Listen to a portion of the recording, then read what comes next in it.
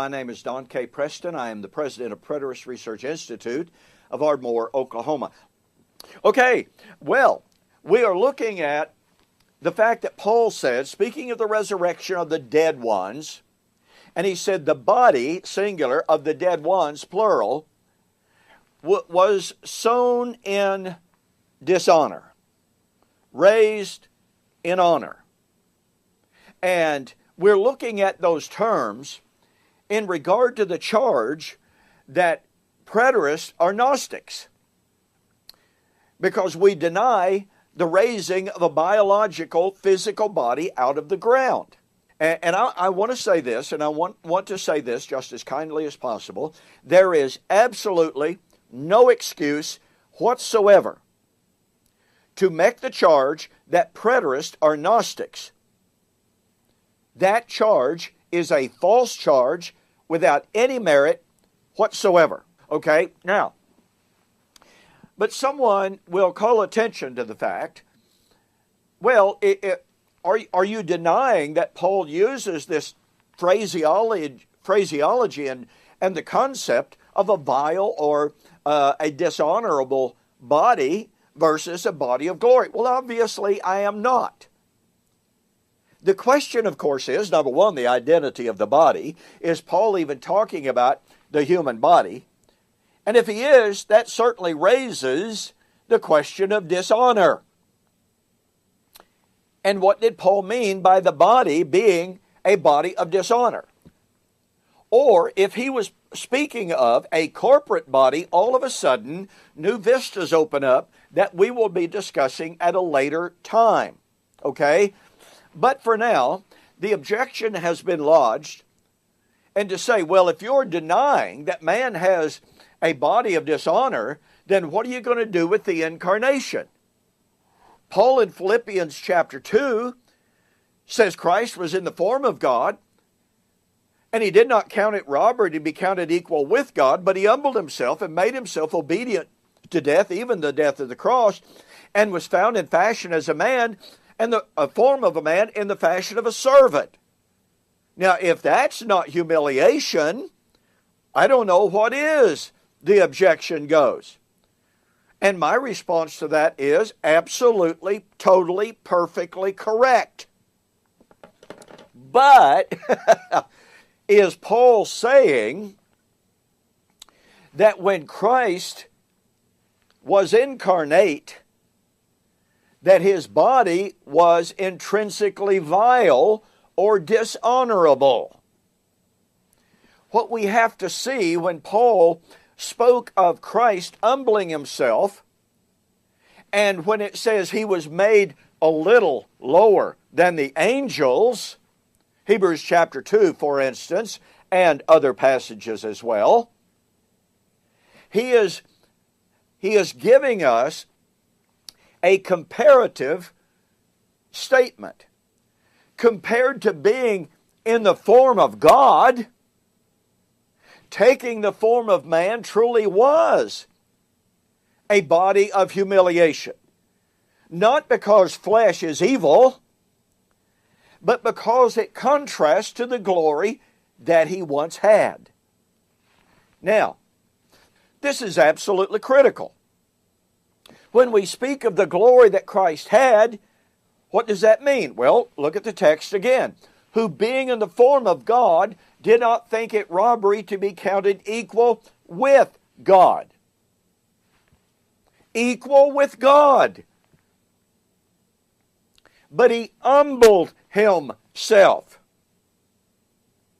and was found in the form of man. Now, here's something to consider. In the form of man means he was made, Psalms chapter 8,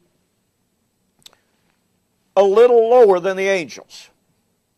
Now that raises the question, was man, because he was made lower than the angels from the very beginning, does that mean that man was in a vile body from the very beginning? Well, the response to that would be, oh no.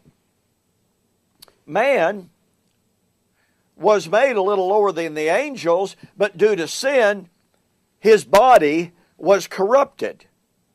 Oh, so now we find the claim on the part of the futurist that says it is man's human body that is corrupt, that is defiled, that is dishonorable.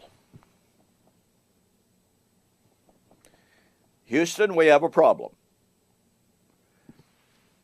What is Gnosticism? Gnosticism says that the human physical condition is a condition of being cursed. Gnosticism says that the human biological body is defiled and will continue to be defiled under the curse until the so-called end of time. Oh, wait a minute. I thought it was the futurist accusing preterists of believing that the human body was cursed. I thought it was the futurist who claimed that it was the preterists who say that human flesh is dishonorable. Let me repeat what I've said. You will not find preterists affirming that the human biological physical condition is a condition of dishonor. You will not find in our writings or in our presentations the idea that the human body is cursed. But what do you find? Wow, this would take an entire long presentation. You find in the futurist camp the idea. Let me ask you again. Here's the preterist who does not teach that the human biological fleshly body is under a curse. It is not defiled. It is not dishonorable. And yet we're accused of being Gnostic. But then you have futurists who say, oh, well, yes, the human body is under the curse. The human body is dishonorable. The human body is corrupt. And that's not Gnosticism? Now they would quibble and say, well, that we're not saying that the human flesh is intrinsically evil. We're saying it's under the curse of Adam. Okay, that's fine. You're still saying that the human biological body is dishonorable. And let me ask you this question. If Christ shed his blood to forgive us of sin, and if it is the case that sin is what defiles the body, the human physical body, then is the child of God actually, objectively forgiven of sin, yes or no? You would be absolutely astounded to fully understand and appreciate, to catch the power of what the futurists have to say about this. You don't want to miss this, so we'll see you on the flip side.